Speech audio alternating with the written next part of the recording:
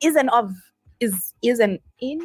today's conversation in and of itself a conversation that we had to have, which brings us to conversation number 3, like tough conversations number 3, which I think weaves into that. So Kungani and I had to have a conversation about how different we are when it comes to resolving conflicts, conflict management styles.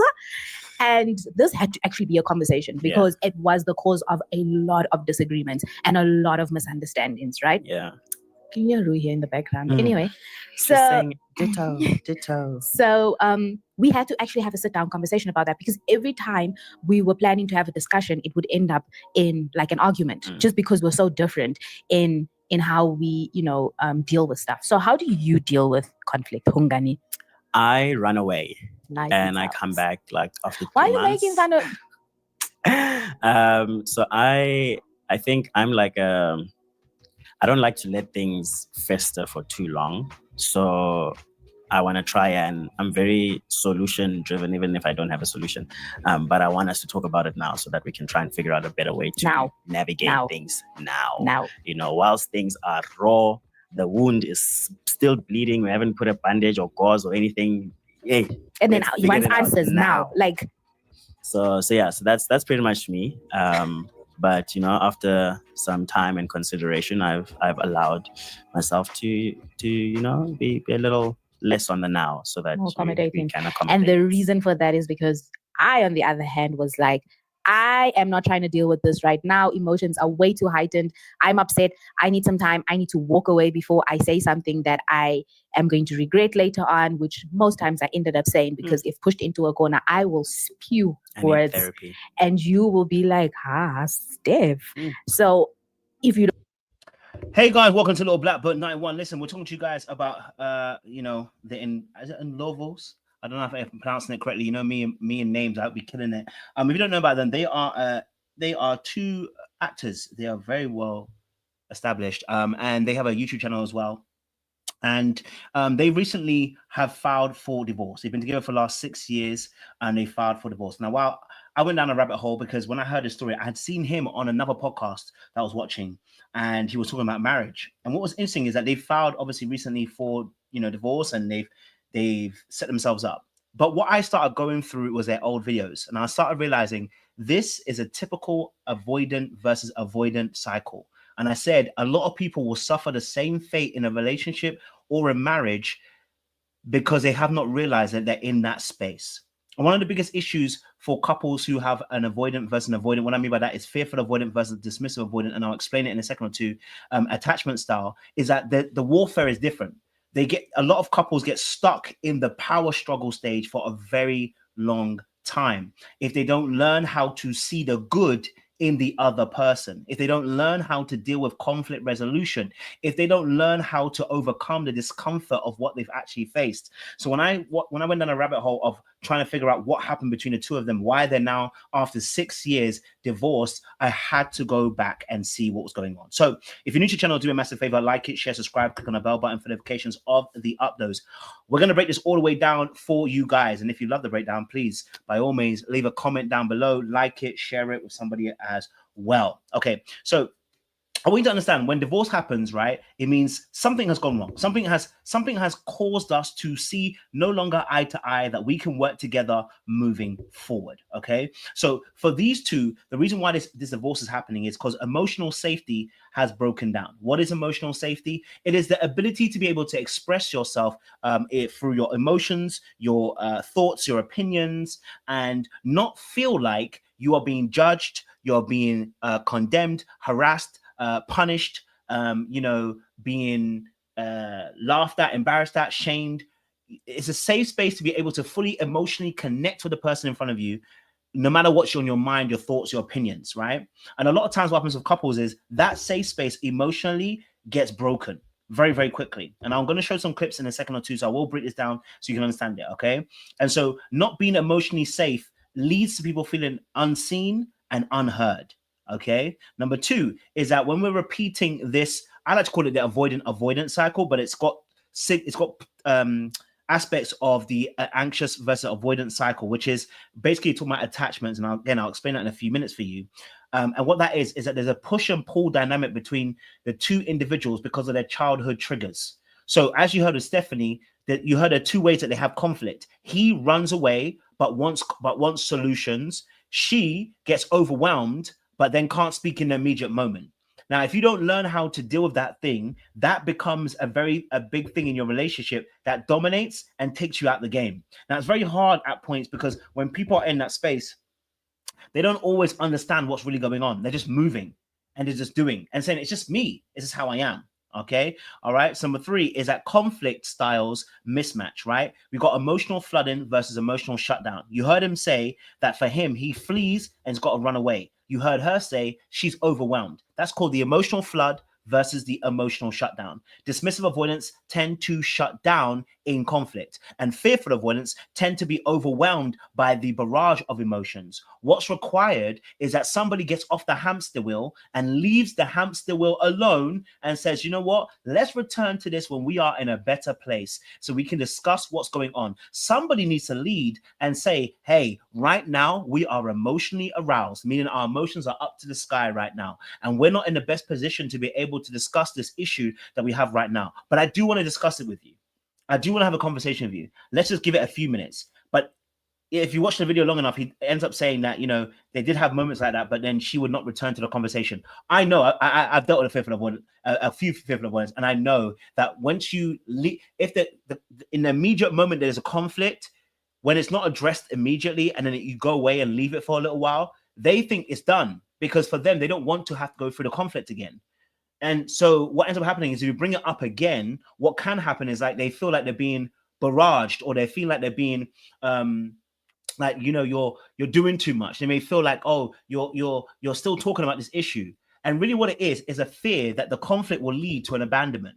So the fearful avoidant gets stuck in that place where it's like, I fear there'll be an abandonment. But also the dismissive avoidant has to take accountability too, because as he said, he likes to sort it out quickly or he's running. And the reason why that is because his fear is rejection. And so to avoid that, the rejection versus the abandonment wound, right, which both parties carry, the lady and the gentleman, to avoid that particular aspect, he wants to solve it quickly. Problem is, she feels overwhelmed in that moment. So when she feels overwhelmed, she's like, I can't deal with it right now. He feels rejection. He goes away. He pulls away. He emotionally and physically pulls away. As he pulls away, he triggers the fearful avoidance, anxiety, and the fear of abandonment. So she's got to pull him back in. But as she's pulling back in, dealing with the conflict at the same time is very difficult. Right? So we have this cycle that tends to happen between fearful avoidance and dismissive avoidance. Two last things as why the divorce potentially is happening, right?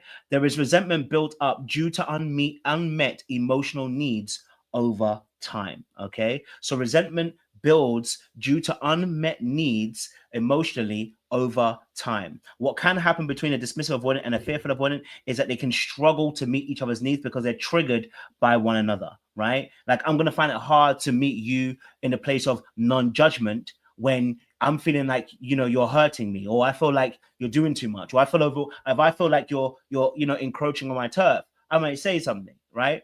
And it's hard for the fearful avoidant to then supply the dismissive avoidance needs, because when they feel hurt, they feel like, you know, I can't give that to you. Or if they feel like they've done too much, they're afraid that, you will lambast them or shout at them or whatever. And so what ends up happening is that they have to pull away as well. This actually becomes overwhelming for both people until they decide to do something different.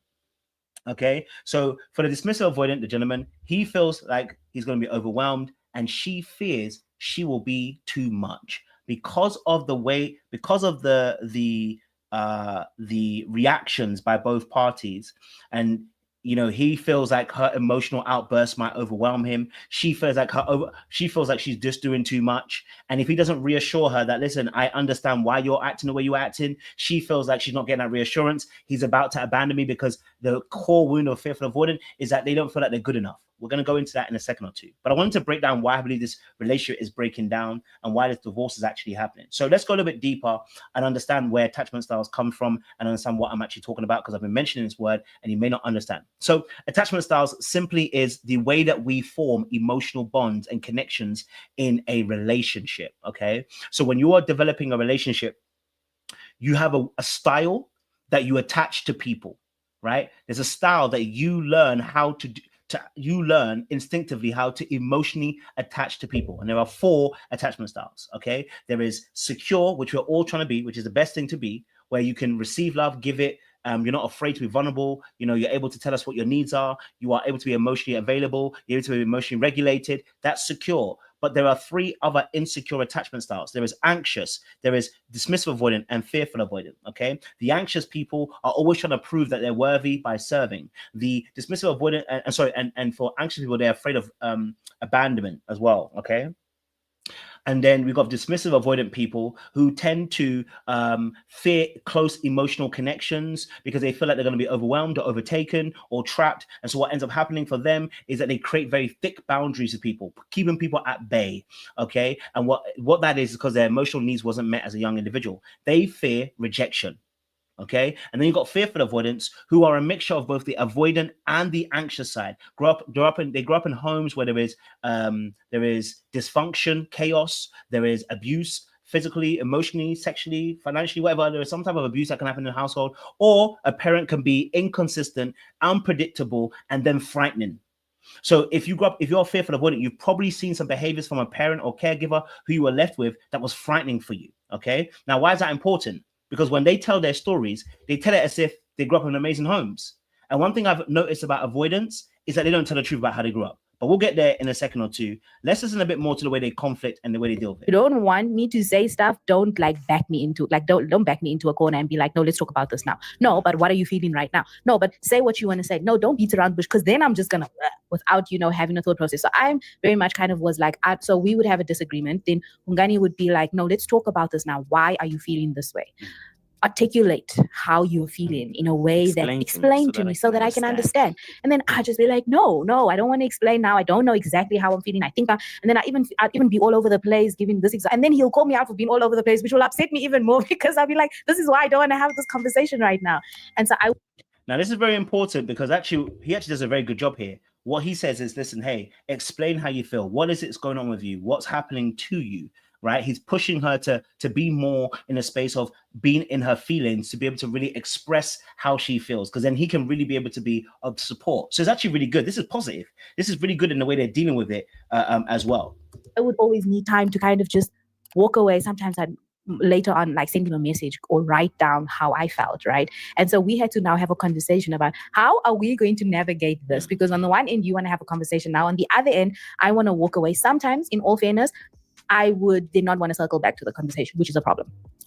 Now, that's a point I made earlier on about how she doesn't, what makes it very difficult, because if you decide to say, let's park it here and leave it there, and then you come back, you potentially may come back and the person's like, I've moved on. I don't want to deal with it. I don't want to have to frustrate do that frustration and that emotion. I don't want to go back there, right? And this is where the work gets done, because in that space, it's very difficult, especially for someone who's dismissive avoidant, then not to get annoyed and feel like you're rejecting them and that their needs are now not important. What's important is, once you understand that, you have to push through. I'm just telling you what I know. When that fearful avoidant decides that, okay, I don't want to circle back to this conversation, you have to gently let them know. And I say gently because it really has to be gently. You have to gently and kindly let them know, hey, I understand that it was a very difficult conversation the first time around. You may not have known all your emotions and your feelings, right? But we need to circle back to this because I want to be able to still connect with you and I want to be able to understand you as best as possible. And for us to be able to understand each other, we need to know what each other are thinking, right? So maybe you need a few more minutes. Take a few minutes, go and think about it again, come back, let's have a conversation so that we can move forward from this. Because without the conversation, it just harbors on, right? I trust you and I value your truth and I value your opinion. Because the fearful avoidant always feels like the roof is about to cave in. So there has to be some form of reassurance that, hey, I'm with you, I'm in this with you together. And don't think that I'm going to use this as a way of beating you over the head, because that's what the fearful avoidant understands. For them, they believe that love is attached to harm. And because they believe that love is attached to harm, they're always expecting that love will be painful. That's how they end up in toxic relationships. And actually, she mentioned as well in another video that she's always in situationships. And I was like, okay, well, that would make sense because you've got a fear of commitment, right? Another thing that fearful avoidants do, they go hot and they go cold and they're afraid of fully committing because they're like, if they love me and care about me and they see me for who I really am, they won't really want me. And dismissive avoidance too can be afraid of commitment, because for them, their biggest fear is being rejected, right? And also feeling like they'll be overwhelmed. So if they get committed relationship and they get into it and the person wants too much time, too much of the effort, too much of this, then they start feeling like, oh, I'm going to be trapped. I'm going to feel like I can't be me. I can't be my autonomous self. They want too much of me.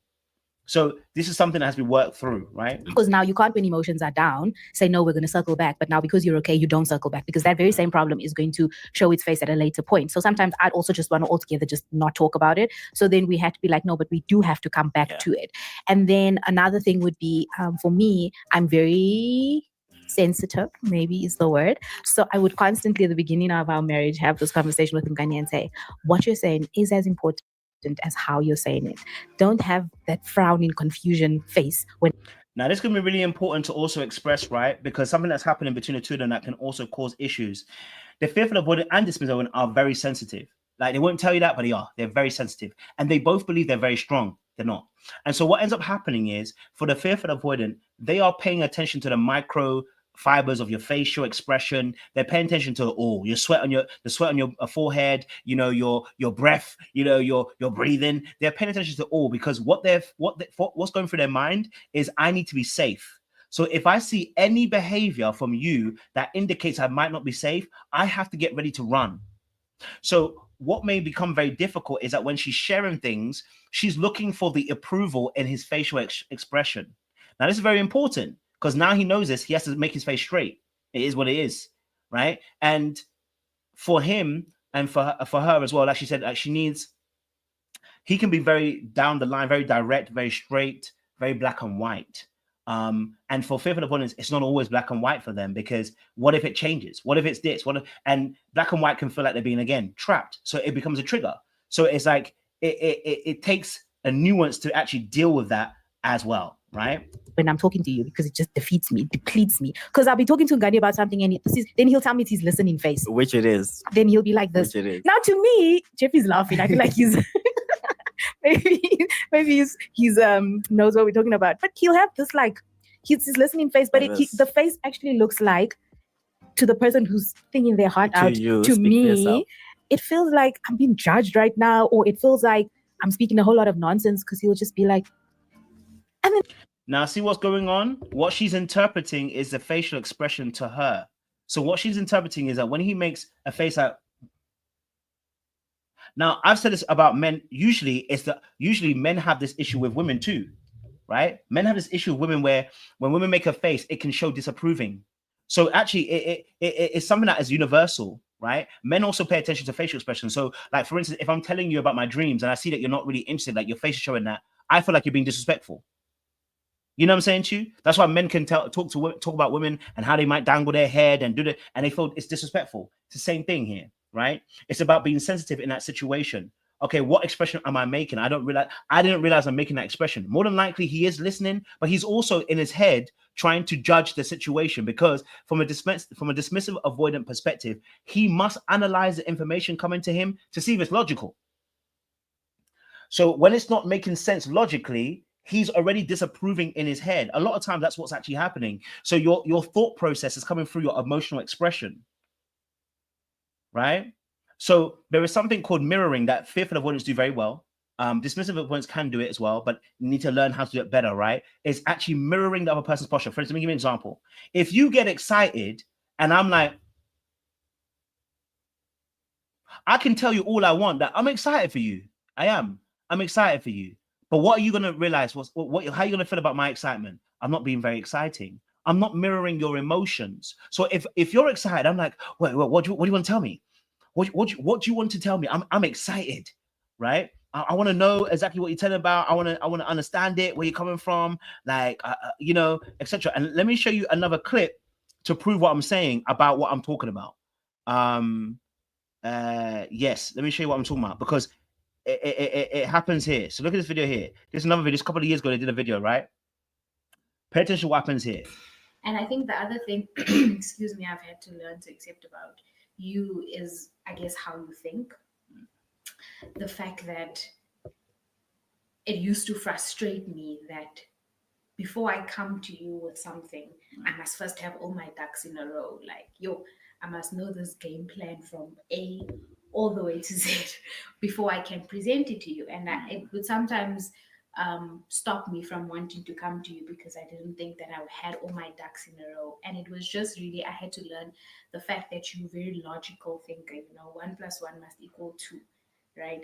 But in my mind, I feel like everything isn't as black and white. And for you, I guess, I feel like things are more black and white. And so sometimes I get frustrated with you because I'm just like, no, this is not a yes or no. There's a maybe, there's a sometimes, there's a what if, there's those kinds of things. And so I think for me, I have to accept the fact that your personality sometimes dictates things as if they are going to happen that way. We'll come back to that in a second. Based that. But like it's a little thing. Yeah. I know. I'm just almost perfect. That's why. I'm joking. I'm joking. And then also like sometimes I feel like when you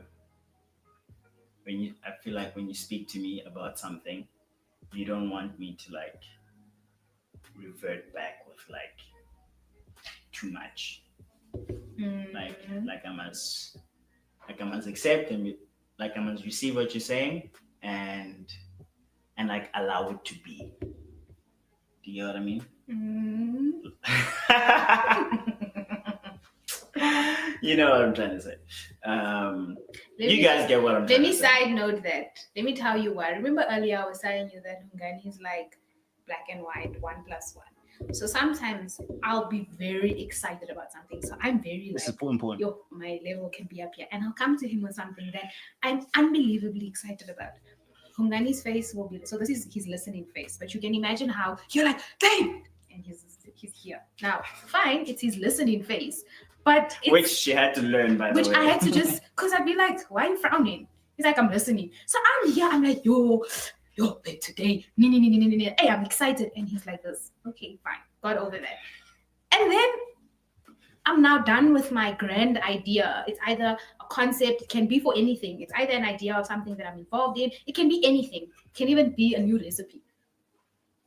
This one over here, you just want someone to share in your excitement. And then afterwards, they can come with, but, okay, you don't even have the right flour.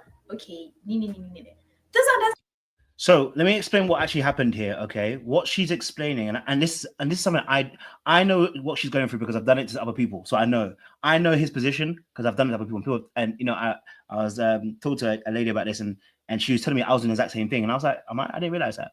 One of the things that's happening here between a dismissive avoidant and a fearful avoidant is the hardest thing is about approval. People want to feel like they've been approved. Okay, so what she explained was when I come to you and I'm excited, right? Now he may not say it, but he's doing it.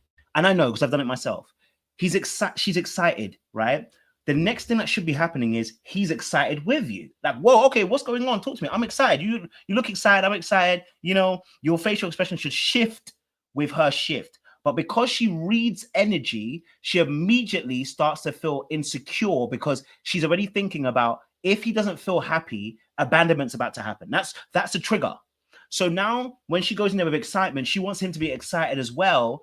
And so when he doesn't show that excitement on his facial expression, it reads as you're disapproving of my idea. And actually, it's coming from a place of insecurity. She doesn't feel secure. If she did, that might not have impacted her the same way it does, right?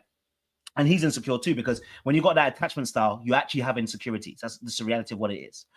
And so what she goes on to say about how then what happens after is a behavior. He then after goes, oh, have you thought about the flowers? Have you thought about this? Have you thought about this? He then starts picking apart the idea, and he's got good intentions. He wants it to do it so that you can do better. But what he doesn't realize is timing. And this is something I had to learn, and I'm still learning. Timing. Your timing of when you bring in the critique is important. You think you can just say it at any time, but you have to be aware that first and foremost, you must validate the emotion first, then bring in the critique. I hope I'm making sense. So what she's actually describing is that when she comes with that emotion, he immediately almost feels like he wants to shut it down. Now, the reason why that's probably happening is because actually there is something going on with him. He may not say it all the way, but there is something going on with him. Because what's happening is he's already trying to solve the issue rather than sit in it. And a lot of men are dismissive avoidance as well. So this is a natural tendency. We hear something and we're already looking, how do we solve the issue? Rather than sometimes connecting with the person in the present right now and going, look, what your idea is, I love the idea. Tell me more. Right? And because of fearful avoidant also too, just like the dismissive avoidant too, there are emotional wounds from childhood. The lack of acceptance from childhood is playing a role in the adulthood. So you are actually re-triggering the person because you're playing the authoritative position rather than actually hearing them and connecting with them. And it's difficult because you don't think about it at a time. You're not thinking about that. Oh, I'm not connecting with you. Or you're thinking I am connecting with you because I'm letting you know there's some improvements to make. What needs to happen first is say, hey, I really love the idea, or this is a good idea. I love the fact you're enthusiastic about it. Okay, where are we taking it to? Is it are you thinking about long term? What is it? What stage is it at? Okay, cool, fantastic. Let me know if you need me. That's it. You offering a solution actually is you disconnecting the connection, which is unfortunate, but it's not. It's the truth, because when men connect with solutions, right? So if I tell you, oh, I want to do this, this, you're going to tell me, all right, bro, okay, this is what you got to do to get it done. And men will be like, thank you, bro, let's go. But when you're connecting with women, you can't do that very thing. You can't connect with women and then be given solutions before you validated the emotion first. That's not how they work. Now, some women are going to tell you they're not like that. They know they're about solutions as well. And I totally hear it. I'm not against that. There are women like that. But you'll find out that those women also too grew up in households where their emotions were oftentimes dismissed. This is why they find it easier to deal with men. Just saying, but we'll get in and say, So again, this is a very important aspect as to where the conflict is going to come from in the way they resolve issues. Okay. Now, here's also another big issue is that she's also very honest about how she really feels. And because she's not honest about how she feels, things linger on and they can explode later on. Okay. All right. Let's have a look at this. And this is actually probably the reasons why they actually started dating each other. Now, if you don't know about their story, I want to tell you a bit of their story, and I'll probably do it in part 2. Their story, she's 4 years older than him. And she was attracted to his strength in terms of knowing exactly where he was going and what he wanted. Why? Because she said she knew where she was going and what she wanted. But what she ended up doing was dating somebody who had a stronger voice than her. Oh, baby, we're going to have to go in that in part 2. Because that's something I learned. I didn't even realize was a thing. You know what I'm saying too? I didn't realize it's a thing. But what can happen with a fearful avoidant is that they can end up dating somebody who has a quality that they want. But actually, that's not the only reason why you should date somebody. So what ends up happening is because a fearful avoidant doesn't trust their own voice, because their own voice has been so critical, it's been so mean, it's been shut down.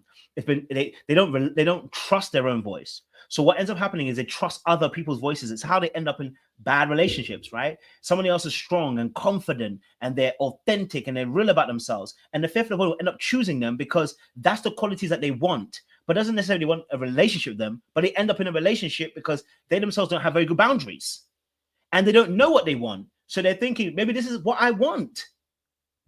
Oh, baby, it can be tough. Whatever my process, whether I'm still dealing with it the way I'm dealing with it, it's okay. It's okay to be weak, and it's also okay to have a bad day. You don't always have to be the one smiling happy, and you don't always have to be the one that puts your happiness on a back burner because you want to impress other people. So that's also a very big thing that I love about Hongani, is that he's very authentic.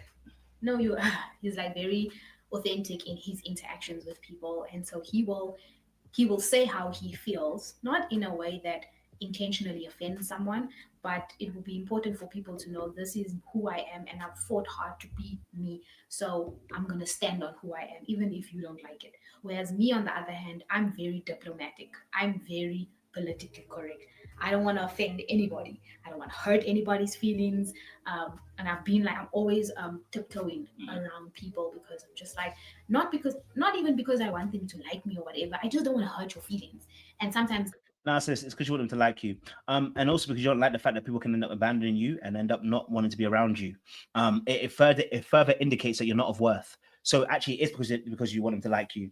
The reality of the fact, the reality of the situation is when we sugarcoat something, it is because we want people to like us. That's the reason why there is no reason why you want to sugarcoat something, unless you want to be liked.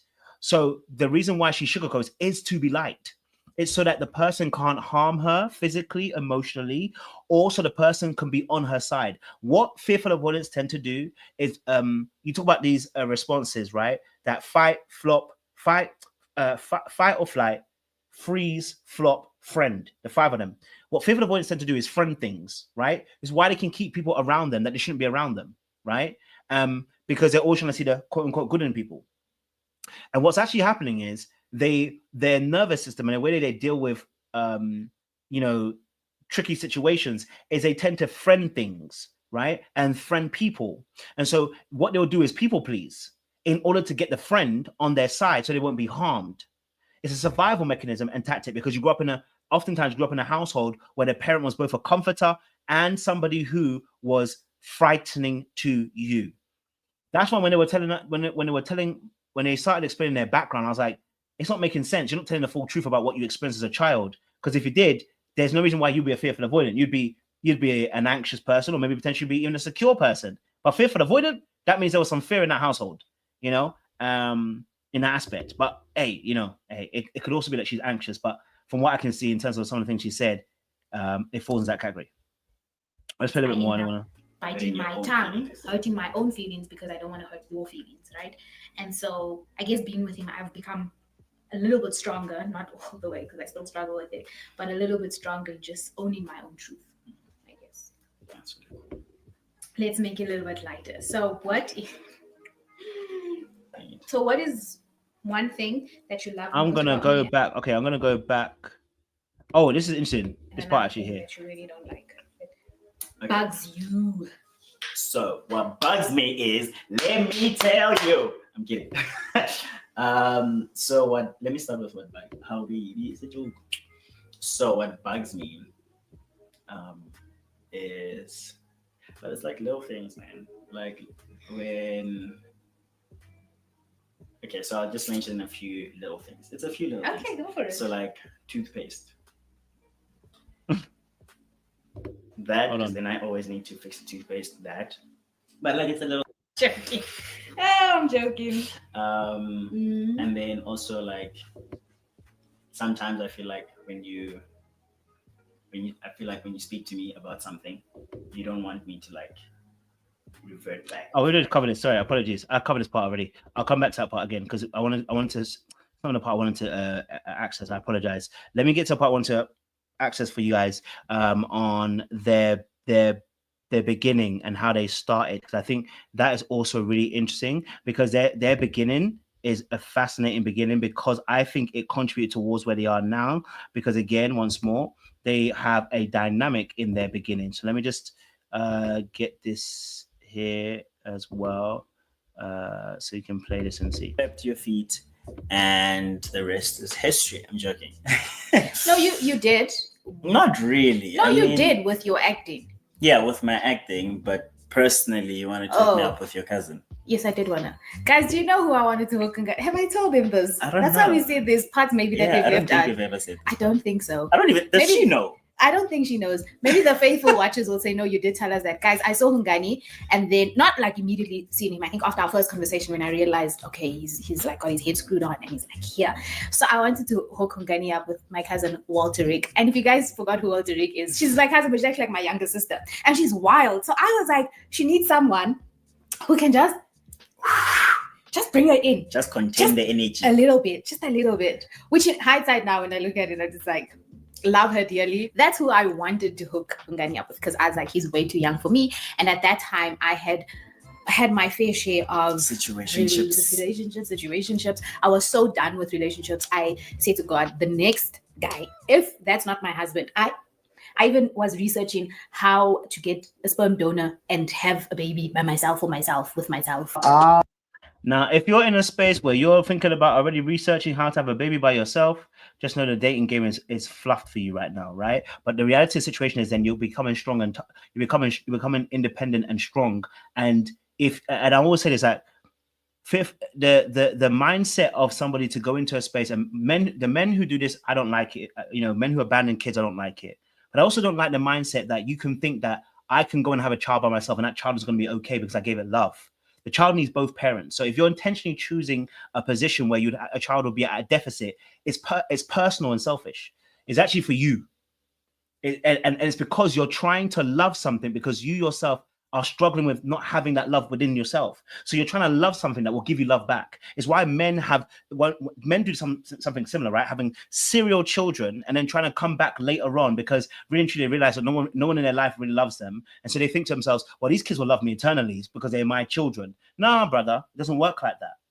It doesn't work like that. And so that requires for inner transformation and work to start loving oneself. So we don't make such decisions. I totally understand having kids and I get it, but you can adopt. But you having a kid by yourself without no children, without no father figure, yeah, that's tapped. We shouldn't be in that space. So that's how we met and started dating. Yeah. And I think things moved pretty quickly. And also the reason why I'm saying that also is because then you are minimalizing the impact of what a father is in a life. And that tells me that you may not have had a good relationship with your father. What woman and what man, and this again, a man abandoning his kids tells me about the relationship he has with his father. And then a woman, and apart from very exceptional circumstances, right? And a woman who wants to have kids by herself without that man tells me a lot about what in relation to their own father too, right? Or even mother. Because in reality, why would you want to put yourself in that position to rob the other person or rob a child of a relationship that you would have had? Do you know what I'm saying to you? Why would you want to put that child in that space? And why would a man want to abandon his kids and put that child potentially in the same position that you felt like you were in when you were younger? You know what I'm saying to you? That's a level of pain that you've not addressed. So just something to just kind of piece together. Yeah, they definitely did. Like not even pretty Rapidly. Very, very quickly. And I think it was just a thing of knowing like this person, for some reason, there's this level of comfortability and very little like pretenses and, Senorita, I feel for you. By the way, my name is Roberto, and I am with. Okay, cut it now because I'm going to crazy again. There's a people laughing. Okay, thanks. Look into the camera. Thank you. Not. Yeah, it's mesmerizing. I can't like say it was this or it was that. Yeah. But there was definitely something that was just like, man, you see here, Yeah. that she was the one, and I was gonna marry her. What was it? I can't like pin it to My it. smile. No, it definitely wasn't just your smile. Beautiful smile, but marry you just for your smile. Yeah, it's No, baby. mesmerizing. I can't like say it was this or it was that. Yeah. But there was definitely something that was just like, man, you see here. Yeah. Yeah. And I think for Now it's interesting that he doesn't have an answer.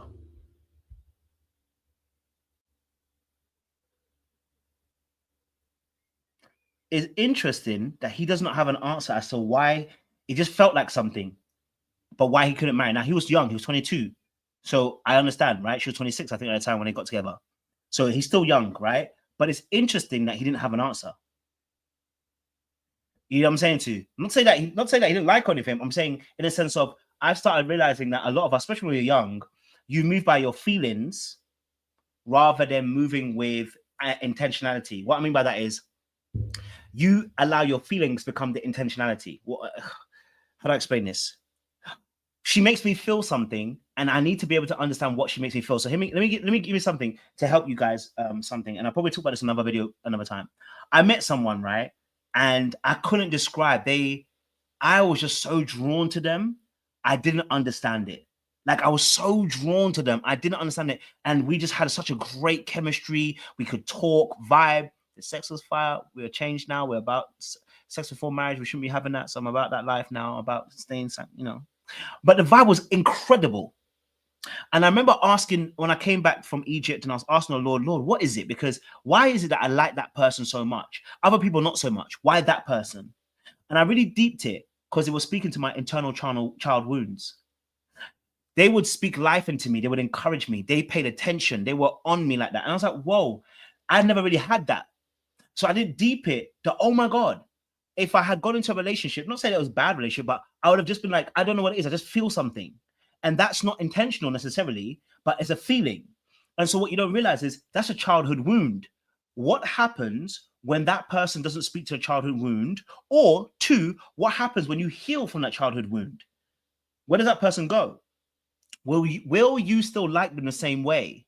And I had to recognize that some of the feelings I had towards the person was idolatry, in the sense of they inspired me so much that, and of course, the place I was in at the time as well, that I wasn't allowing God to lead me in that way. It's like I was so inspired. I was, they're my muse, and they still are my muse. I appreciate them, because I can't lie to you, they are a fantastic person. But I started realizing that I had done that, not them. I had done that, and I started realizing my childhood wounds. Oh no.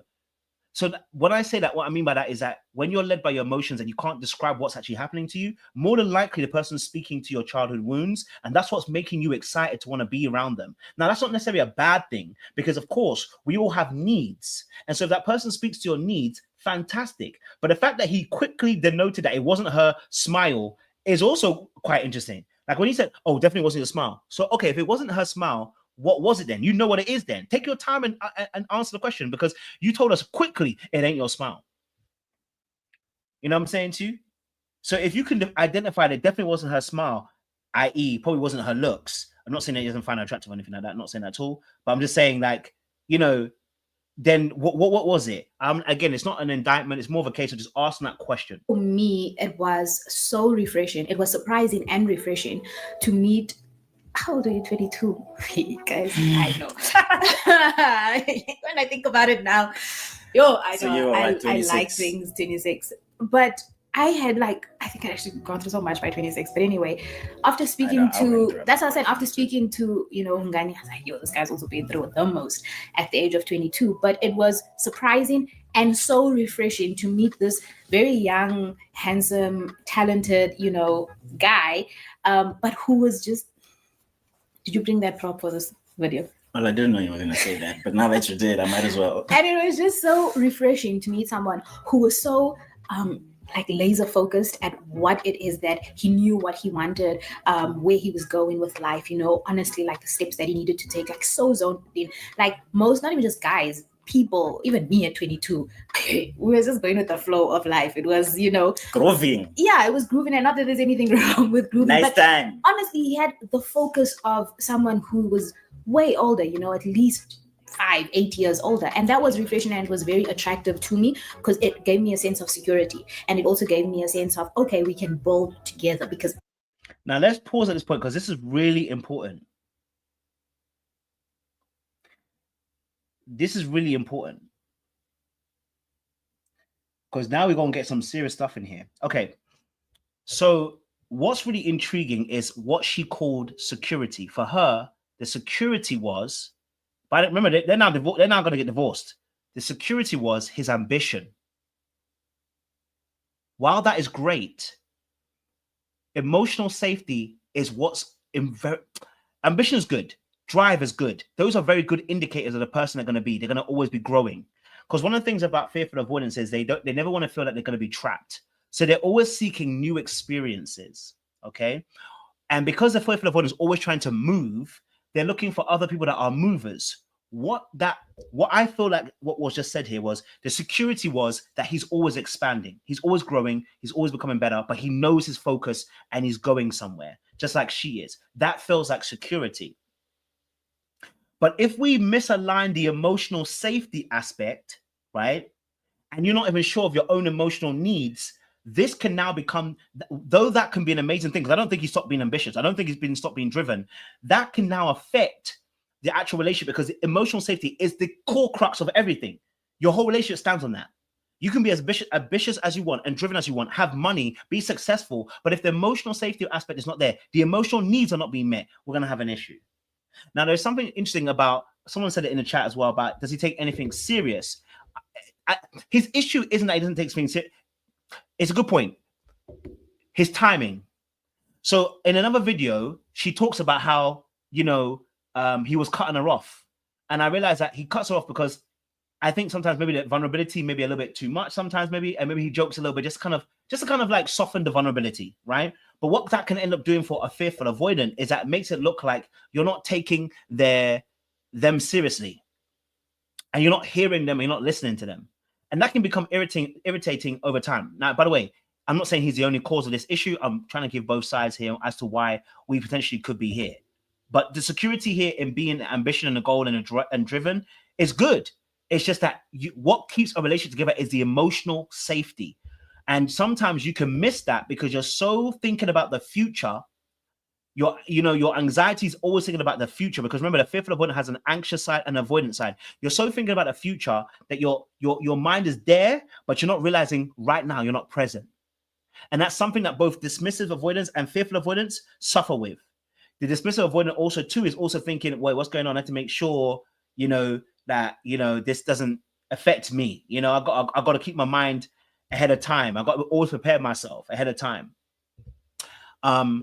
And so what you'll realize is that you're not present in the exact moment. You're already thinking well ahead, which is what goes back to a point about him not mirroring her excitement, but already going to solutions. A lot of men are always thinking ahead, but not thinking about the present. You cannot think about the ahead if you've not thought about the present, because your present becomes your future and your future becomes your past. So if you're not present right now, you're affecting both your past and your present. So there's no point being in the future if your future ain't even going to happen because your present isn't happening. I hope I'm making sense. I was at the other end now, was at an age where I was like, I'm tired of, the games and the this and the that and all these kinds of things, people still figuring themselves out and stuff. And I was also at a place where I knew now what I wanted for myself and my life and my future and my career. And so to find someone that kind of matches that energy was very attractive, extremely surprising that he was 22 and all of that was happening. And even when I speak to my best friends and then show them a picture, because also even till now Ben still looks young, I still look young, so at 22 even look younger. I didn't even have this mustache that I have now. And show them the picture. Honestly, they laugh. They're like, Steph, I thought you were done with games. People were very much like, okay, this kid. But I definitely little did they know. I definitely knew, here work and that has been something that is still unfolding, but I can see the fruits of still in our lives right now, which is the building, the drive, the ambition, encouraging one another, the things that we've accomplished together. And so those kind of things are right on track with the feeling that I got, when I first met you. So I was not wrong. You weren't wrong, but you see the focus has become about the ambition and the goal and the drive. It won't sustain you. And that's because vulnerability is lacking on both sides. So ambition and drive, goal, money, all of that is very important. We need those things because you need to be able to move through life. And they're not wrong. It is the focus of having that too much as a focus. If you're not emotionally safe, it will be irrelevant whether that is for you. If you notice what she said about what attracted her, those things are still present. Him being ambitious, driven, goal-driven, all that kind of stuff is still present. They haven't gone away. What they're struggling with, really and truly, is the emotional aspect, because they're butting heads in the way that they deal with conflict and the way they deal with each other. I believe, from my perspective and what I've seen. You know what I mean? So it's intriguing to kind of hear their thought process onto this. Right now, here's what I think that something happened. I want to go to here because it's interesting. This next part is interesting. Of a very romanticized idea of at least the first few years of marriage is definitely going to be like. And hold on. We have this thing of a very romanticized idea of at least the first few years of marriage is definitely going to be like this, and then we're going to do this, and then we're going to have a house, and then we're going to have our kids, and then we're just going to be happy go lucky, So I can't say that I didn't have those kinds of influences, but I think that I had also a bit of I had enough experience and reality or whatever in my mind to be like, okay, but and family who had all gotten married, my young cousins and stuff who got married before me, like it's not a walk in the park, But I was not I was not prepared. And guys, please don't now, because people like to twist words. Oh, Stephanie says she has the worst marriage experience. That's not it. It's just that I didn't. This is the thing. Like, if I were to sum it up, I honestly did not expect marriage to be so much work. Guys, being married is a lot of work. Like, I'm not gonna lie to you. And maybe for those who are watching and are married and stuff like that, like you only started to put in the work 5 years or 10 years. No, this marriage was work from the moment we said I do. In fact, it was before. But let's just say from that, like it's been a lot of work, and I didn't. So really interesting what she said. She actually said the marriage it's been a lot of work, but even before the marriage, which means, baby, the marriage wasn't where the difficulty started from. They started before then. And so some things have happened before the marriage that have made this whole relationship difficult. Whether it's his age, it's a conflict resolution, something has made this relationship difficult. And the reason why I'm saying that is because there's another video, and I'll show the clip in a second or two, where they said they never had a honeymoon stage. And I said, how do you not have a honeymoon stage? And I said, the only reason why you don't have a honeymoon stage is if you guys were in beef the whole entire time. I'm just going to keep it real, right? The only way you don't have a honeymoon stage is if you guys were in a beef at the time. And that can only happen because what's actually happened is that your relationship is struggling because you actually are always in conflict, and it's because you actually haven't actually developed the skills yet to deal with conflict. And this is not me putting myself on a pedestal. This is something that I've struggled with, and because then if they're not aware of their attachment styles, this will be a struggle. Like a lot of people go through this, and then what ends up happening is this. And I want to say this really big line as well. I'm starting to realize that a lot of the couples that are on the internet that talk about how hard marriage is, honestly, I feel like a lot of them have bad attachment styles, number one, and are not aware of it, number two. And a lot of them are dealing with very difficult scenarios because they don't know how to mix and blend together. Can't lie to you. It is not going to be my portion. I'm not saying that marriage ain't going to be hard, but I'm telling myself now it will not be my portion. Because it's easy to start thinking to yourself that every time you see someone on the internet, they talk about how hard it is. I've seen some videos where somebody said, no, marriage is not hard for us. And I go, why is marriage not hard for them? But it's hard for these people. And I started realizing, hold on, before you get to a place, start recognizing what are some of the issues that some of these couples face. Because what ends up happening is somebody will tell you their story, but they've never told you the whole story about what they had to face first, right? And so then you automatically believe that marriage must be this much difficult. And I'm not saying it's not going to be, you're not going to have difficulties. That's very different to it always being hard, right? There are things that are happening that have not been dealt with and addressed with. Like, honestly, some people are tolerating people and are on our screens. Some people don't even like the other person and they're on our screens. Some people are doing marriage and on the internet because it pays their bills. Some people are doing marriage and you know what? They have the old school mentality. It doesn't matter as long as you just get through to the end. I'm not trying to get to the end. I can't lie to you. I'm trying to be happy and thrive and be joyful. You know what I'm saying to you? And that means there are situations that I must learn. Let me tell you something. And I'm not boasting again. I want to make it very clear. I realized how bad I was this year and last year. Last year specifically. I recognize how bad I am last year. If I had been married last year, or the year before that, or the year before that, before the year before that, I would have been a marriage is hard because I did not recognize all the ways that, I don't want to say all the ways, but the most important ways of how I show up. Number one, as a leader, how do I deal with discomfort? It's one of my biggest things that I'm dealing with God right now. And I'm like, when something bad happens, I'm like, God, you know what? Let's learn from this. I don't like it. I really don't. But let's learn from this. If I start going into a shell, I'm like, oh, it's bad. And I start moaning and whining. I started realizing, how is that good leadership? Does that mean I can't complain? No. It means that there is an attitude I must have. I can complain like, God, I don't like this. But how do I learn from this situation? Because you trusted me with the situation. You believe that I can handle it. So how do I learn from this situation so I can handle it properly? Okay, we've got conflict going on. How do I address the person so that we don't have the same conflict? Do I need to speak on this particular issue or do I need to shut up? Holy Spirit, what are you telling me? Okay, I feel hurt in this situation. Is me speaking right now going to help the situation or not? Am I going to be an accountable manager in my relationship? Or am I going to be somebody who says, you need to be accountable? And so for me, how I look at relationships is, whilst it takes two, I am the manager of this relationship. And if I do not manage it well, we are going to suffer. The blessing of a marriage and a blessing of a person who's meant to be your helpmate is to be managed so that it can be maintained. Right? It's to be managed and maintained.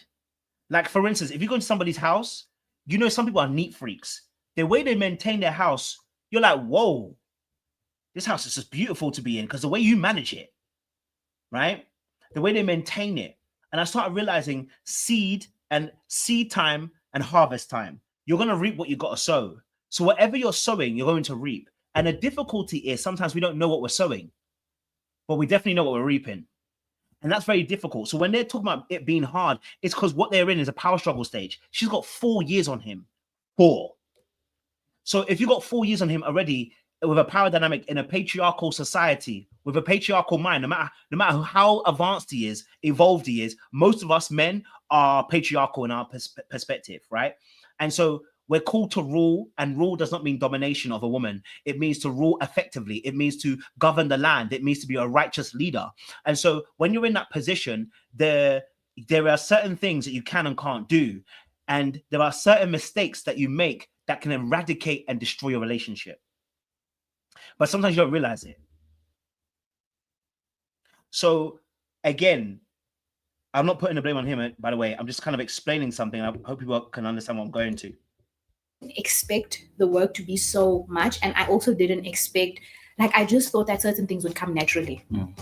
Love is there, which we know we love each other. Then I just had an expectation that there was certain understanding, having an understanding about who I am as a person, and even as we get to know more of who we are, because that also, when you're married and you live together, you really get to see the person for who they are, And I was just like, hey, you love me through it. We'll love each other through it. Little did I know that you sometimes will sit with yourself, and genuinely, guys, it sounds, scary, and you ask yourself, is this worth it? I'm tired. Like, is this really worth it? Or would we be happier if we just went apart? Because it just feels draining. It's exhausting. You have moments of greatness, and then you dips, where you're just like, the vibes aren't good. You're arguing over very silly things or not so silly things, but it's just like, I'll be anywhere else than at home. And you sit and you go, but also, and it was frustrating because I'm have an expectation, because people would say, oh, honeymoon phase. It's still new. It's still the first year. And we had some of our most challenging times in our first year of marriage. First 6 months. First 3 months. We had some of the most challenging things that we had to overcome. Let me tell you why they had the most challenging things. It wasn't the devil. I'm going to tell you this now. It wasn't the devil. I'm going to be very clear. It wasn't the devil. I'm going to be real with you. It's not. What it is conflict management and conflict resolution. Okay. So being a dismissive avoidant, becoming more secure, one of the hardest things dealing with somebody who's an FA is their emotional volatility. Okay. All right. Their emotional volatility. So she's somebody who gets overwhelmed very quickly, but she also has a sharp mouth. Okay. Now remember, she has 4 years on him. My dad's words are coming back to me. When my dad told me, listen, the girl that you dated previously, fam, she would have run you into the ground. I used to look at him like he's moving mad. He's right. She would have run me into the ground. Why? Because I didn't understand myself very well. Number one. Number two, I didn't have very good boundaries. And I was not able to assert myself in a leadership position properly. And so I believe that the 4-year gap is important here, because he may be ambitious, driven, and goal orientated, and he makes good decisions. And he's somebody who also, improves her. She's already mentioned those things. So he does do a good job. I'm not saying he's doing a bad job. But those 4 years can make a big difference, especially for men and women in their dynamic, especially for somebody who's an FA versus DA. Like, that life experience and also that growth area around emotional regulation, very difficult. One of the hardest things for a dismissive avoidant and an FA is that for the dismissive avoidant, her volatility, her lashing out can seem like rejection to him. And one of the hardest things is to sit in the discomfort that she doesn't dislike you, but actually she's struggling to be able to deal with her emotions. And so one of the things that you have to learn how to do is then learn how not to judge the emotional outburst, which is so freaking hard. And I will not lie to you, it's freaking hard, because she's never felt really safe. And that's not to do with you per se. It's what she's coming into, but it's not because of you. That's coming from a childhood perspective. Okay. Now, one of the hardest things about FAs too is sometimes they don't even realize that they're the problem. And by the way, they're both the problem, by the way. I want to make it very clear. They don't even realize they're the problem. They thought they are better than they actually were. Let me give you an example of what I'm talking about. Let me give you an example. I'm going to show you what I mean by this. Okay. Okay. I'm going to show you what I mean by this. When she talks about this, she talks about this here. A slightly example, and this will be in alignment with what we're talking about here. Well, being with you. And we've been together since 2016, for those of you who don't know. Hey, guys, we should have rehearsed these questions so it can be smooth. This is cool. I guess one of the biggest things maybe is that I'm not as confident as I thought I was. Please, you didn't smell anything.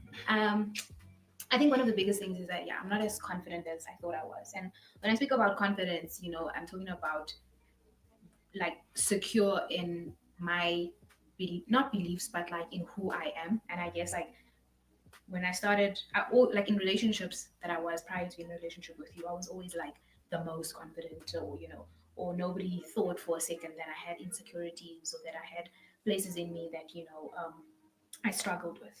And I guess like the biggest thing I learned with myself is that I put that expectation on myself to always be the life of the party, because Dev's the funny one, Dev's the one that's always happy. So I didn't leave room for myself to be real, and I didn't leave room for myself to be not strong or vulnerable, right? And so I guess I learned vulnerability is okay when you allowed yourself to be vulnerable with me. So as you noticed there, she made some good points actually as well about her learning to be more vulnerable once he was vulnerable. But as you noticed, right, the difficulty that they're facing there, as she said, right, she wasn't as confident as she thought she was. She thought she was really confident, and she realized she wasn't. And the reason why that's happening is because a lot of times there is a persona that comes along with a lot of fearful avoidance. They put on a people-pleasing spirit. So a lot of their behaviors is a character that they've made to be liked. But when you get underneath that and you have to show who they really are, that's when the fear begins to kick in. That's when the hot and cold behavior begins to kick in. That's when the I'm not sure, and that's when the I want to be here, but I'm scared to be here kicks in. And a lot of those things are because the person hasn't been secure, right? And love unnerves them because it makes them exposed and vulnerable. So going back to what we're talking about, obviously about the way that they handle their affairs in reality with their disagreements and stuff, this will play a role because she may feel like she's already great or good, a good partner, and then you realize actually no, it's exposing more and more of you, and it's whether you're willing to do the work. That's what I said about the ambition part is great, but what about the emotional aspect? It's great to be ambitious and all those things, but what she mentioned was none of it was emotional. None of it was about how his personality and how his strength is, and of course she said it on other videos. But I'm just saying in this instance, in this particular video, she didn't necessarily mention it, which for me kind of highlighted what was important: the drive, the ambition, the goals. But that tells me that maybe you don't realize your own needs, because underneath that, what's really important is the emotional safety. It's the aspect of emotional connectivity. It's the you guys being able to keep each other safe, in that aspect as well. We got to the second year of marriage, like, now guys, I know we've planted. So this year there'll be some challenges, but and then the challenges, then the second year made the first year challenges look like a walk in the park, because then there were certain things that happened to us that just happened, and then we're like, and then we deal with stuff differently, So I think what I'm trying to say is I didn't Now pause this. I want to put this up. This is very important. This aspect that she spoke about, right? I want you to listen to this aspect, because she said this thing which was key, because this also plays a massive role. Because the fearful avoidant individual too is following the voice of the dismissive avoidant, because he's so strong, he's so driven, I'm just gonna trust him. But it's not coming from a place of actually that you have your own voice. You're almost allowing your voice to be overtaken by his, and he's not doing it on purpose. It's just a case of you don't have your own voice. But listen to this, what she said. This is really intriguing. Mistakes. I think that I created, like, because when we started dating, you were so young, but when I would have conversations with you, you were so wise beyond your years that I automatically created this expectation of perfection. And I don't know why, because I myself am not perfect. No one's perfect. But I kind of I think I've had to accept that you're not perfect and that you make mistakes, and that's okay. I'm not perfect and I make mistakes. I guess, that was the number one thing, is that, that you're human, that you make mistakes. As wise as you are, there's still a lot that you're also learning about life and about yourself. And so that's okay. That's.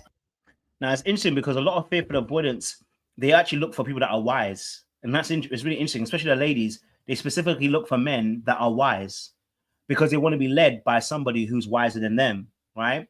And hopefully that will be a way of them being able to navigate life and be able to get to the from A to B safely. Okay. But what she had done was that she had made an idol. She had made him to be like he's perfect, right? And then she had to destroy that image because she realized that he's only a human. And it was easier to follow him as the idol because when you've made your idol, it's like they're the one that's perfect, and I've got to almost like it feeds back. Making someone an idol in this situation feeds back into the core wound that you're not good enough. So if he's this idol, so long as I follow him, I'm going to be okay. But now he's not perfect. It scares you because actually now he's human. He can make mistakes. Oh, he can make mistakes. So we can go left and it might not work, right? We can go right and it might not work. Okay, so he may not know all the time what he needs to do. How I could trust him when he was perfect, because when he was perfect, there's nothing he will do to harm me. There's nothing he'll say to break my trust. There'll be nothing that he does that'll be wrong, and I can trust that because I don't have to be afraid of somebody who's perfect. But when someone's not perfect, they have the opportunity to hurt you. So again, bursting that bubble can also be very scary, right? And bursting that bubble can also be very difficult in that space as well, because now you've got to reassess and go, okay, so how do I trust them again? How do I allow them to lead? How do I allow them to be in that position where I'm in a relationship with somebody who is not perfect and that they might make mistakes. And if they do make mistakes, you know what I'm saying to you? So it's interesting to hear that aspect as well. To hear that particular aspect. I want to go back to our clip because I want to go to yes, I want to go back to our clip. So let me just go back to our clip. I want to go here because I'm going to talk about something. My idea was I had a kind of realistic, it won't just be a walk in the park, but I did not for one second think that making a marriage work would require so much work. What about you? For me, my ideology of marriage was very much based on like my parents' marriage, and at least what I saw growing up and what they allowed me to see, which was very much peace, lots of love, hope, and good times.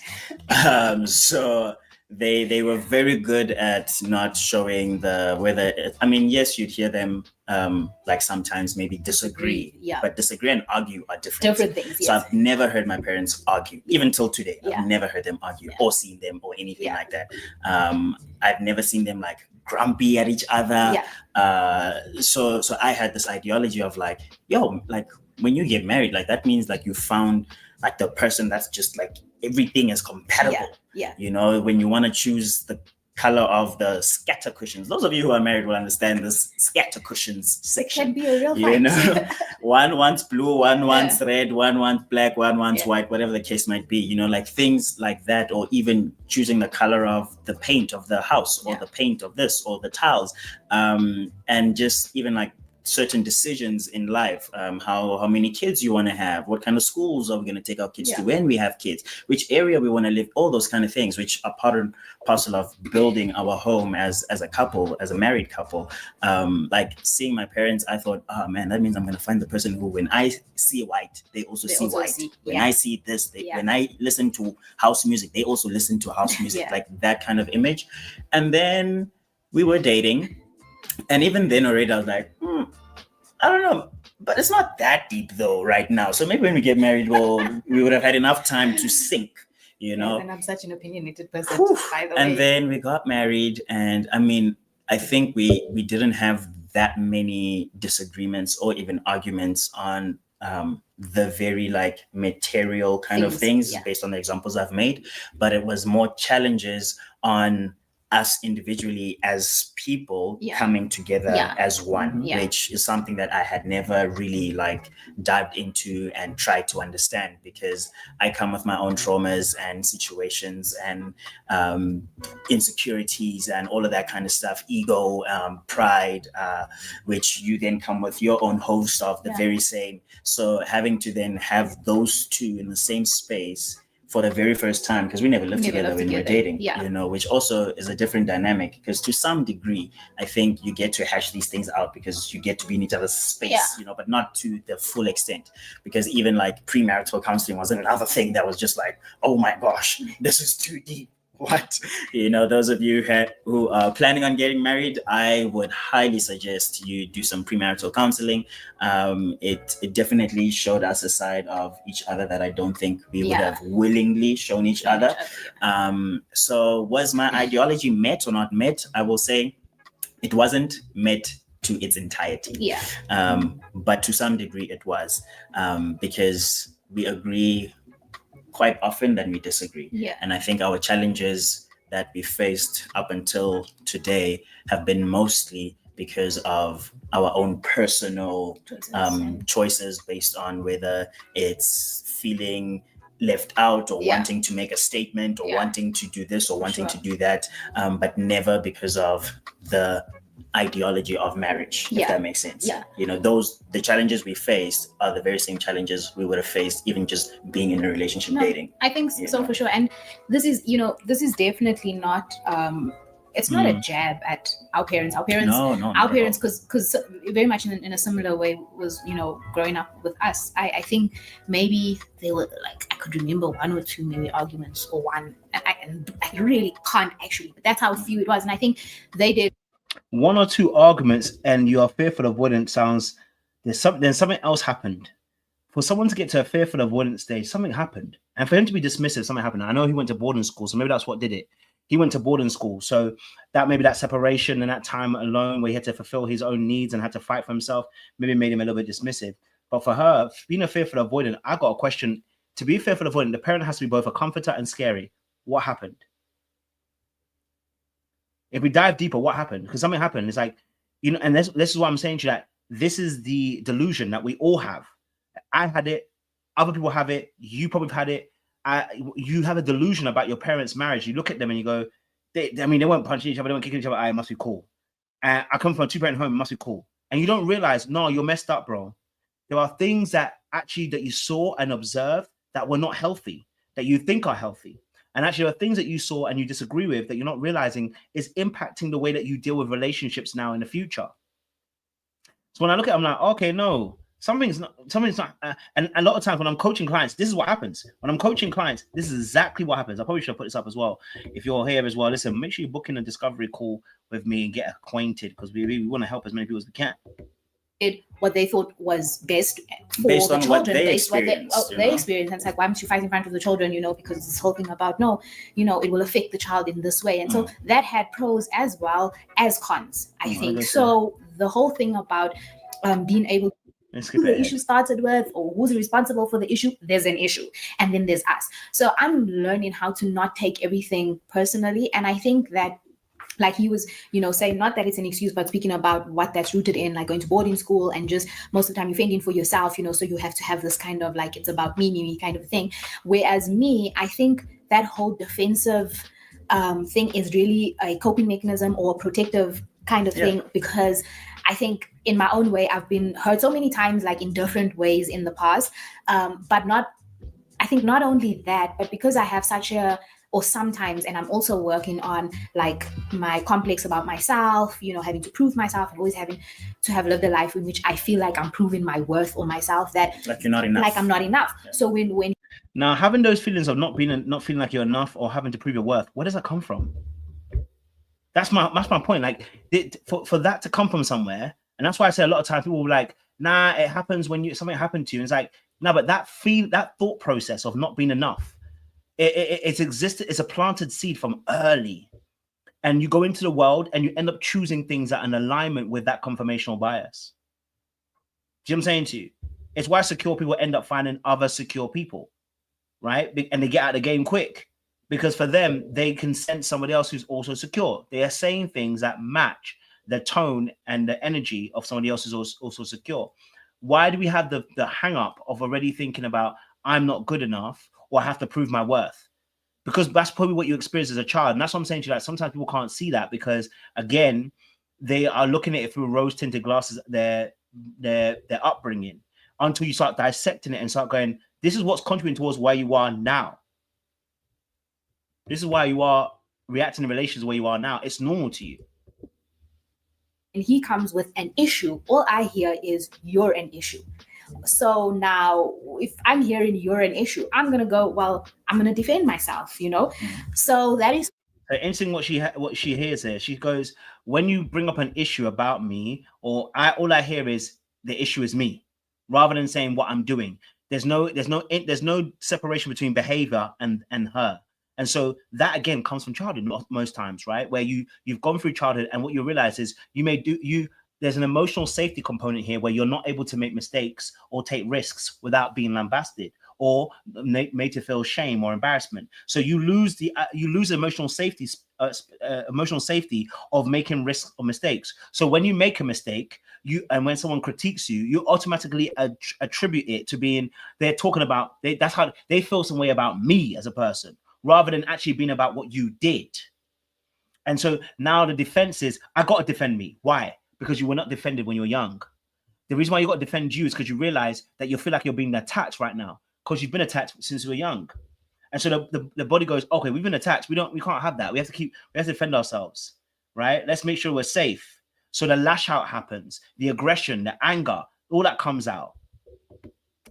Something that I'm still learning, and I think that both of us in both areas are making progress, you know, when we're intentional. If you don't know what that means, those who know.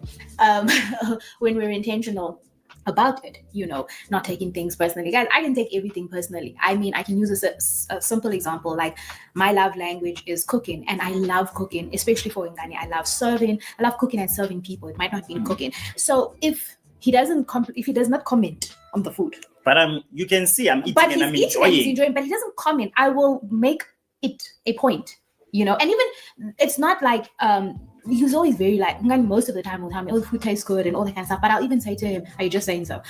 So it's clearly like, you know, a complex on oneself. And so that's a personal issue. Now, this is why she knows that she's a lot. This is what happened. This is where the triggers come in, because she knows she's a lot. She knows she's a lot to handle.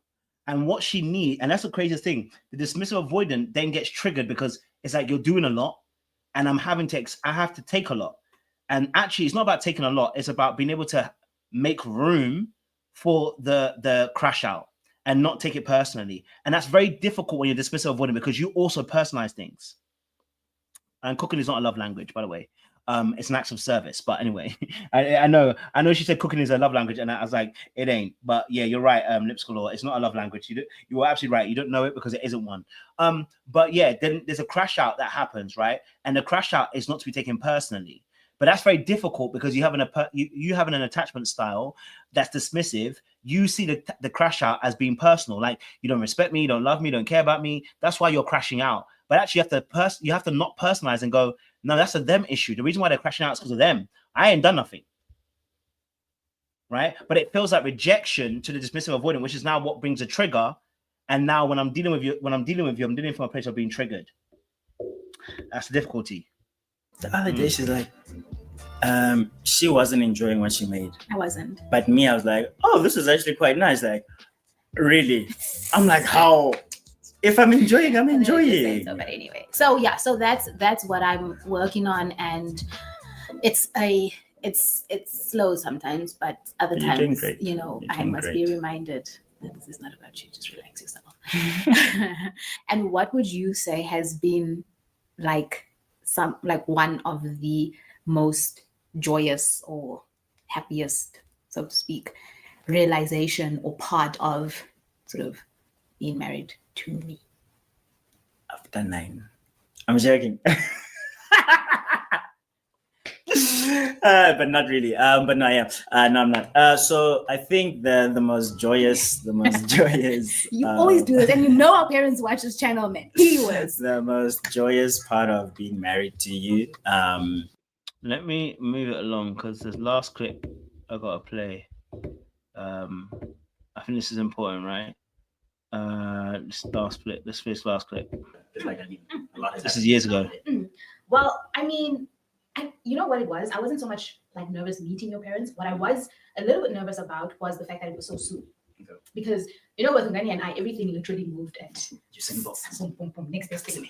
5, 6, 7, 8 married. That's actually how it happened. So my only thing was like, I kept thinking to myself, are we rushing things, you know? And I was like, I feel like don't we need to just first, you know? So you were nervous? I wasn't nervous. No, I know parents like me. Adults like me.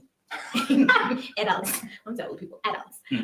What I honestly wasn't nervous about that. I was just more, I guess, concerned that they would be like, "Oh, the rush guys," you know, kind of a thing. And also for me, when I had met Hungani and he knew this right from the beginning, I was like, the next person I meet, I'm getting married to because I'm over this whole dating situation. So even if I was a flop, you'd still marry me? No. No, I can understand. No, that was just my agreement with God, and here we are, you know. So I wasn't nervous, but I was. And then when I met your parents, he sat, and His mom's very quiet, and I come from a very talkative family. And really? Now, is it not interesting that, you know, she comes from a talkative house, he comes from a very quiet home, and so him not seeing any of the conflict can also be some emotional neglect in the household. He might have suffered emotional neglect because although the parents might be quiet, they also might be dismissive. I would never have guessed. Shush. And also, Ngani's dad, who's now my dad, he speaks.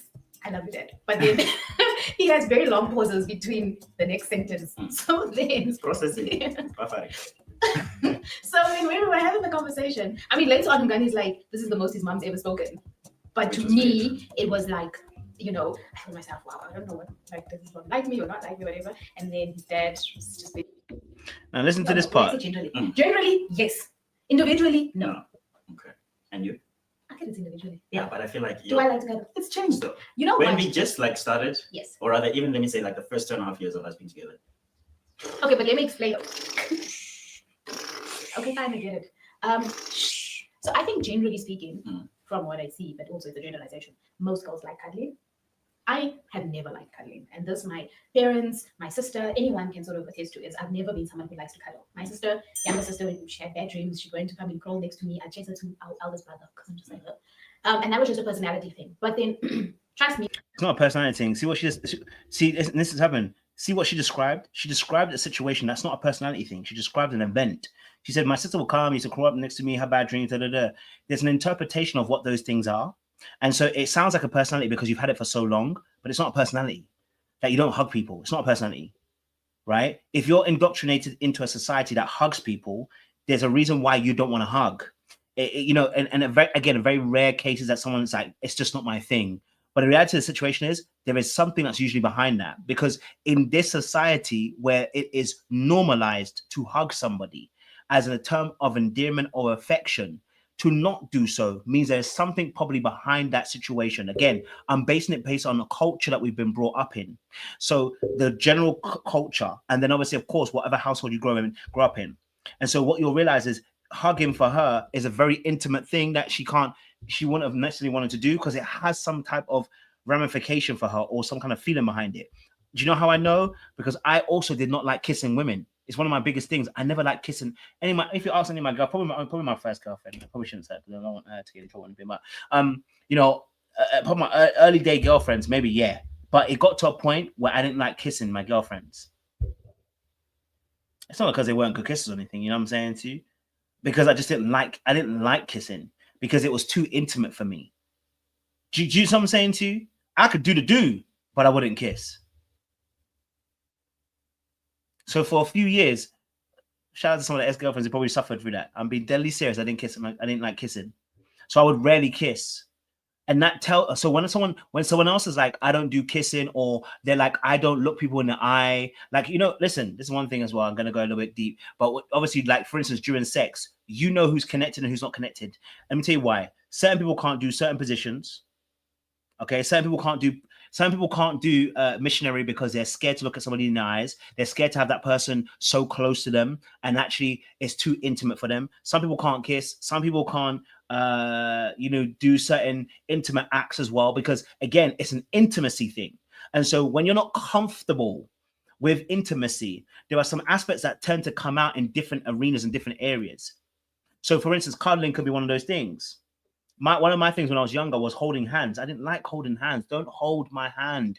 I don't care if you're my girlfriend. Don't hold my hand. I used to find it irritating. It was annoying, right? Until one of my girlfriends pushed me. I was like, no, I wanna hold your hand. I was like, all right, cool. At first, it was so awkward. I was holding her hand like this, like this, like that, like this, like my hand was doing all sorts of positions. I think I was doing gang signs at one point. But the reality of the situation was I was uncomfortable with intimacy. And so sometimes you may look at it and goes, that's my personality. It's not. You were hurt. Something hasn't happened. You disconnect in the intimacy aspect. And that's one of the ways that you disconnect. You now to go and marry someone who loves cuddles, obviously. And at first I was very stubborn about it because I had the perspective that you made me like this and you know you're going to cuddle, so why must I change? Exactly. So that was the thing, you know. And so for me, it was like in the process of maturing and growing up, I was like, it's not only about you. This makes you feel really nice. And there's certain things that make me feel really nice. And I like to see you happy. So if cuddling makes you, for whatever reason that I don't have to spend 20 to cuddle, it's hot. If this makes you happy, it's fine. And so I do agree with you. I definitely improved, but it was not an unconscious thing. I had to actually, it was the one thing I had to and still have to actively work on, remember, and sometimes even surprise him and cuddle him first before he comes in, you know. But also, you know, I get hot very quickly. That is now not a joke. That is, do I not? Well, I mean, if you look like you do, of course you'll get hot. So yeah, no, I burn like pure hot. So, but generally, I think girls like. I mean, I get hot too. I can't lie to you. I get hot quickly as well. You know, I think for me, I get hot quickly as well. So cuddling's not always easy at night, right? And of course, we shouldn't be doing this before you're married. So let me just put that out there. But you know, cuddling at night, I get a little bit hot. But I'll cuddle first before we fall asleep. Once we fall asleep, I'm gonna probably roll over. Do you know what I mean? Or if you fall asleep, I might roll over then because I'm being a bit hot. But I'll do the cuddling. Do you know what I mean? Because again, it's all about intimacy as well.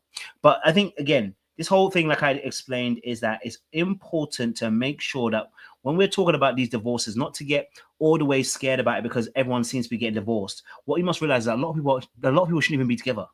Number one. And number two, it's also about maintenance. How come some people can have a car for 10 years and some people can only have a car for 2 years? It's because of maintenance. It is whether you're willing to dedicate yourself to maintaining this thing. So I want you to understand that if you're watching this video, I want you to get this, okay? That first and foremost, and as a good point by Smiles Z110, nobody is fully healed. There is no such thing, okay? But are you dedicated?